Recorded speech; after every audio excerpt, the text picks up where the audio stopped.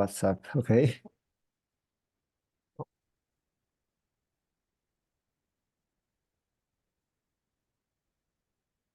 There we go.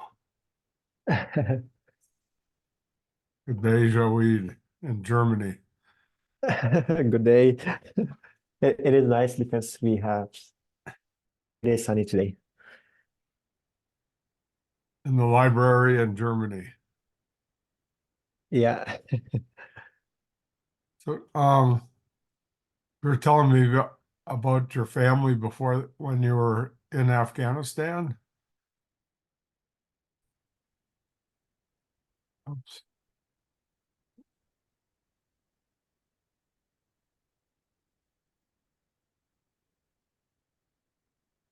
We're good. So tell me about before you left Afghanistan. You're a Hazara. Yeah, I am. Thank you, Bob. I'm Hazara. It is an ethnic minority, son. So we we have a very specific appearance, our face, our eyes. So we are an ethnic minority in Afghanistan, and also, of course, we are Muslims, as I told you before. But we have Shia belief or Shiites. So, and according to religion, also we are a minority.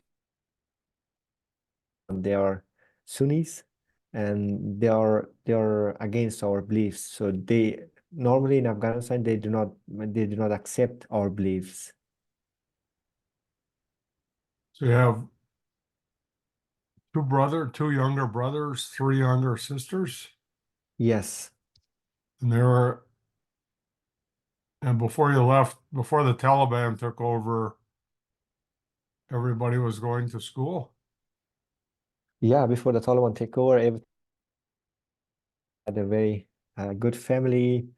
We had love, peace, freedom. So my sisters were able to go to school. Even my mother was trying to read some texts, and we had a hope for the future. But suddenly everything was changed. And so you were president of your student council. I was asking you how you met Mohammed, and Mohammed's family is coming to Canada. So Yes. just say again how you and Mohammed got to meet each other. You're about the same age. You're going to be Actually, Muhammad is 21 yeah, next on the 19th. of March, yeah, of course. Muhammad, I consider Muhammad as my brother because he is my friend, not only my friend, but his friend and the only one that I have. So of course I have a lot of friends, but we have someone in our lives. We count them the best. So I have met Muhammad in 2019, the time that we were leading our school student councils. And then we were attending to the two different high schools that they were two based high schools in Western Kabul. It was called Marifat High School and Koshan High School. We had a very good curriculum and good studies. That's why it was one of the best schools in Western Kabul. So our school had some shared activities together, and then for one of activities, the student councils were responsible for that. And then to that, we have met together, and we started to exchange ideas, and then we were working on some shared activities, and then yeah, and eventually we friends, and I was going to his home, he was coming to my home. Yeah. What kind of activities? Is that why you got in trouble with the Taliban? Were causing trouble for the Taliban when they were coming? Yeah, Uh, because normally, because he was the president of his student council and I was too, uh, we had a very different thinking and we were so creative. That's why we have started a volunteer communities. It was called Makers of the World. So to that community, we were working for quality education, specifically for girls in Afghanistan, girls education. And also we were working for human rights. So we did a lot of activities. We were helping a lot of students. So that was something that we were doing together. Not only that, but also in personal life, everything was shared the time that we were in Afghanistan together. So human rights is a threat to the Taliban, right? Is that, tell us, you mentioned yesterday about the, as the cities were taken over by the Taliban, decided you had to, what happened then? Uh, The- yeah. Before the Kabul takeover to the Taliban, um, every week or every day, we were hearing from the news that one of the provinces of Afghanistan fall down to the Taliban. And then as Muhammad, we were doing a lot of activities and we were creative and we were doing a lot. And then we were thinking that what would happen if the Taliban come to Kabul and then they take the control of Kabul also. We were afraid of that and we were knowing that maybe it will happen because almost they took the full control of Afghanistan. Only Kabul and some few provinces of Afghanistan were left. And I spoke with Muhammad that we have to leave Afghanistan. And of course, we were thinking about our families that time also, and we were trying to get them out also together to leave Afghanistan together. But it was not really possible because we have a big family, and in that time we at least we had a little bit hope because we were thinking that maybe the Kabul will not fall down to the Taliban according to the agreement that they had with the United States in Doha. But Muhammad and I we were afraid of the Taliban, and then we were trying to get out. And then I had a flight to Pakistan on August 8th, and Muhammad came to Pakistan, I think August 13th or August 12th. But after Muhammad's arrival, one day later, I don't Well, know, or 2 days later, we heard the news that the Taliban came to Kabul. what year was that? It was 2021, August 2021. Yeah. Yeah. And when did each of your families leave? Uh, Afghanistan. Yeah. Yeah, about Muhammad's family. Uh, when we we escaped to Pakistan, and then when we have heard about that the Taliban takeover, we were thinking that we have no way to be back to our home countries, to Afghanistan. And then we were looking for a new way to be in a safe country because normally the Pakistan was not a good country for us because in that time also they were against the refugees, specifically for Afghan refugees because they had a very bad relationship with the Afghan people. So that was why we were not really in a good situation in Pakistan. We had a very tough situation. And then during some few months that we were in Pakistan, we were working in a way to get out to a safer country. And then Muhammad was able to go to United States to student visa. And then I was able to get a humanitarian visa to Italy, and I came to Italy. And then after the time that we came to Europe and he to America, and then we were working on a way to get our families out of Afghanistan. So eventually we did it. So when you were in Afghanistan, like when we were putting Mohammed's family's application together, Mohammed was talking about the bombing at the school in the neighborhood and even bombings in the neighborhood when you go shopping. Is that that was even before the Taliban got there, right? Just because Yeah, you're of course. Ara? Yeah, of course, because I told you that we are belonging to a minority group in Afghanistan. We are Shia, and that's why uh, we were targeted by terrorist groups, not only the Taliban, but also other terrorist groups that they are in Afghanistan. So normally, not only the Taliban, but also other terrorist groups like ISI, ISIK, and other groups were attacking to Hazara people in all over Afghanistan, that the places that the Hazara people were living.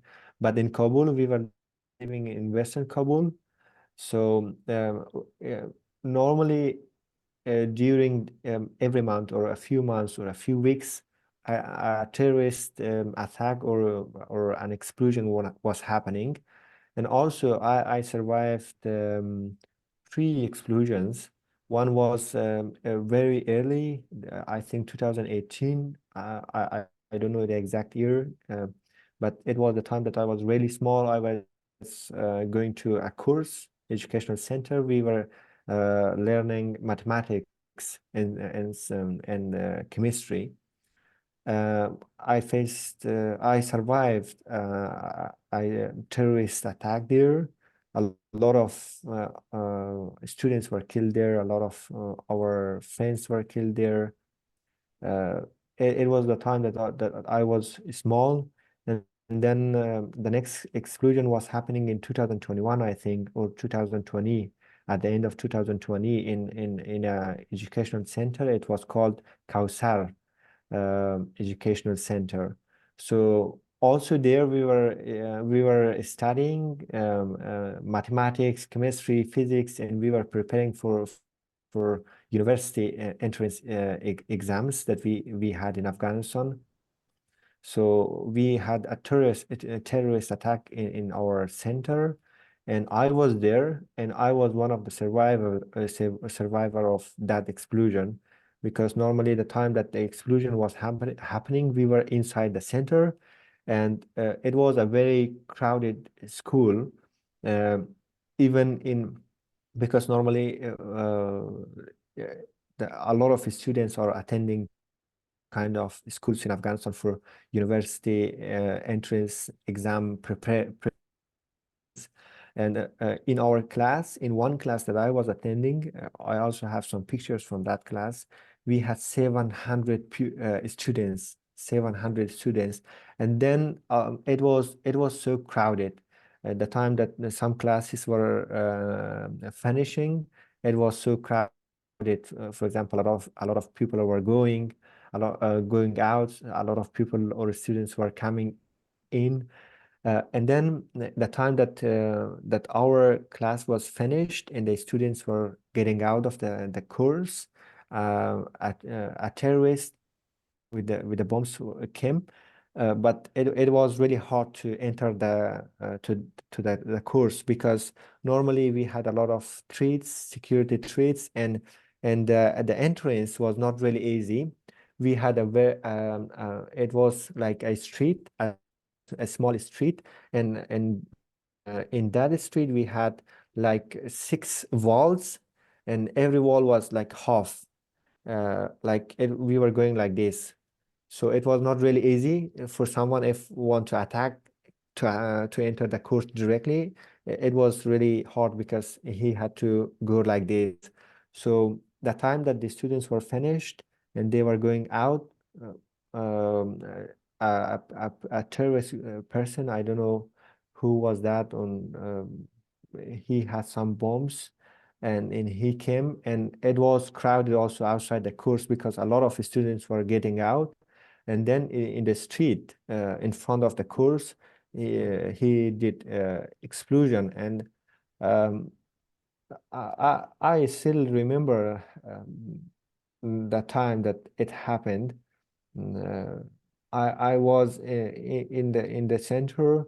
I was with my friends. We were together. We were speaking about the lessons that we had that day. And then suddenly we heard a very loud sound of explosion with the waves. It was so shocking for us, and everyone was shouting and everyone was escaping. Of course, we were inside the course. We survived, but I have lost a lot of friends. And I remember the time um, that a lot of glasses of the window was coming down, and I saw a lot of my friends that they were in the school or outside in the street. Their bodies, I saw the books that they were there with a lot of blood. So it was so difficult for us. And suddenly I was calling for Muhammad that I'm here. An explosion happened here. I'm not okay. Please come and help him. And together I was going to home. So it is true, it was happening. And also after the time that we escaped, even after the Taliban takeover in the school that I was studying, it was called Abdurrahim Shahid High School. In that school, an explosion was happening in the studying in the same class. It was happening, and dozens of students was killed there.